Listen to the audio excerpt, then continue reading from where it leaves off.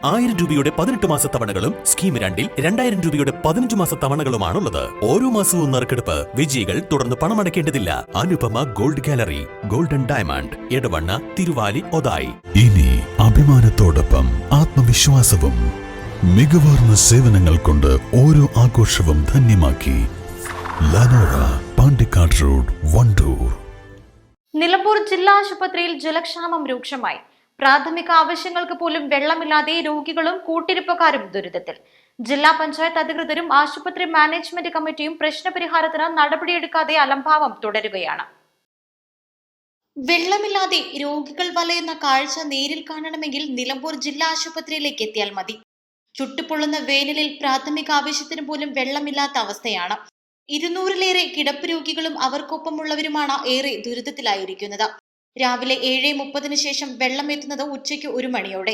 അതും കുറച്ചുനേരം മാത്രം. പിന്നെ രാത്രിയാകണം വെള്ളമെത്താൻ. ആശുപത്രി സൂപ്രണ്ടിനോട് രോഗികൾ ആവലാതെ പറഞ്ഞാൽ മറുപടി ഉടൻ എത്തും. ആശുപത്രി വളപ്പിലെ 2 കിണറുകളും വറ്റിക്കിടക്കുകയാണ്. ഞങ്ങൾ ടാങ്കറിൽ വെള്ളം പുറത്തുനിന്നും കൊണ്ടുവരുന്നുണ്ട്.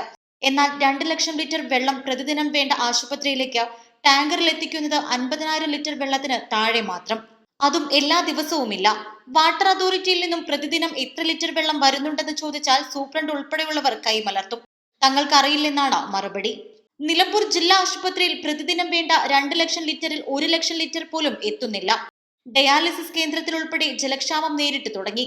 നിർധന രോഗികൾ ഉൾപ്പെടെ ഡിസ്ചാർജ് ചെയ്ത് സ്വകാര്യ ആശുപത്രിയിൽ ചികിത്സ തേടേണ്ട അവസ്ഥയിലാണ്.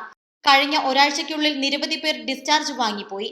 ആദിവാസികൾ ഉൾപ്പെടെ ആയിരക്കണക്കിന് രോഗികൾ ചികിത്സ തേടി എത്തുന്ന നിലമ്പൂർ ജില്ലാ ആശുപത്രിയിൽ ആവശ്യത്തിന് വെള്ളമില്ലാതെ രോഗികൾ വലയുമ്പോഴും ആശുപത്രി മാനേജ്മെന്റ് കമ്മിറ്റിയും മൗനത്തിലാണ്.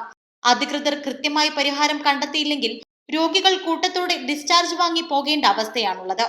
East live, Nilambur.